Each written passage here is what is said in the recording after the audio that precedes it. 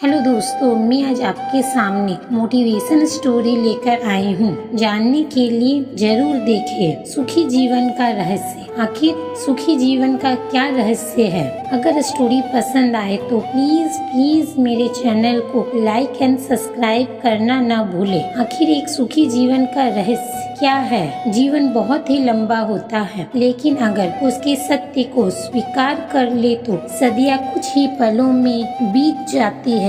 जीवन का कुछ मूल्य ज्ञान भी कभी कभी छोटे से साधारण मनुष्य से मिल जाता है। कभी कभी छोटी छोटी घटनाएं, मुलाकातें पूरी जीवन को बदल देती है और ज्ञानी होकर भी हमें पता चलता है कि हमें तो कुछ पता ही नहीं था। एक महान संत हुआ करते थे जो अपना स्वयं का आश्रम बनाना चाहते थे, जिसके लिए वो कई लोगों से मिला करते थे। एक जगह से दूसरी जगह यात्रा के लिए जाते थे। इसी यात्रा के दौरान उसकी मुलाकात एक साधारण सी कन्या वैष्णवी से हुई। वैष्णवी ने उनका स्वागत किया और संत से उस समय कुटिया में रुककर आराम करने की प्रार्थना की।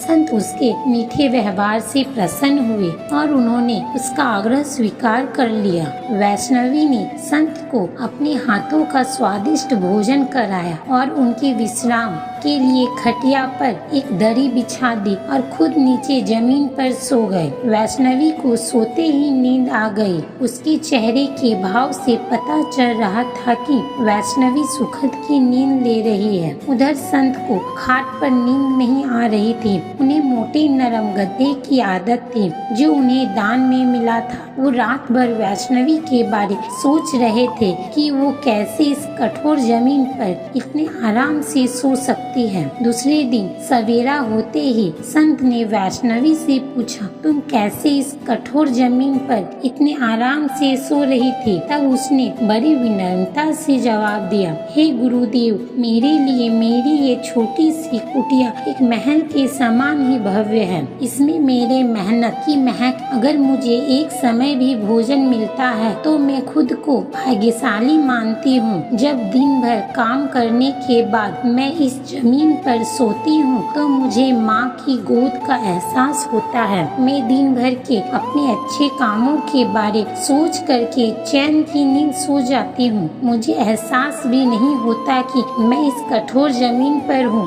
यह सब सुनकर संत जाने लगे। तब वैष्णवी ने कहा, हे गुरुदेव, क्या मैं भी आपके साथ आश्रम के लिए धन एकत्र करने चल सकती हूँ? तब संत ने विनम्रता से उत्तर दिया, बालिका, तुमने जो मुझे आज ज्ञान दिया है उससे मुझे पता चला कि सुख कहाँ है। अब मुझे किसी आश्रम की इच्छा नहीं रह गई है। यह कहकर संत वापस अपने देश लौट गए और एकत्र किया धन उन्होंने गरीबों में बांट दिया और स्वयं एक कुटिया बनाकर रहने लगे। उन्हें समझ आ गया कि मनुष्य का असली सुख किसमें है। हमारे पास जो है उसी में हमें खुश रहना चाहिए। ज्यादा पाने की इच्छा में हम अपनी खुशी खो देते हैं और अपने परिवार से दूर हो जाते हैं। इसलिए हमारे पास जितना है उसी में हमें संतुष्ट रहना चाहिए। यही जीवन है और यही सच है। सुखी जीवन जीने का यही तरीका है। जितना आपके पास है उसी में खुश रहिए और अपने जीवन में हमेशा अच्छे कर्म करते रहिए। सही मार्ग पर चलते रहिए, तभी जीवन सुखी रहेगा। धन्यवाद।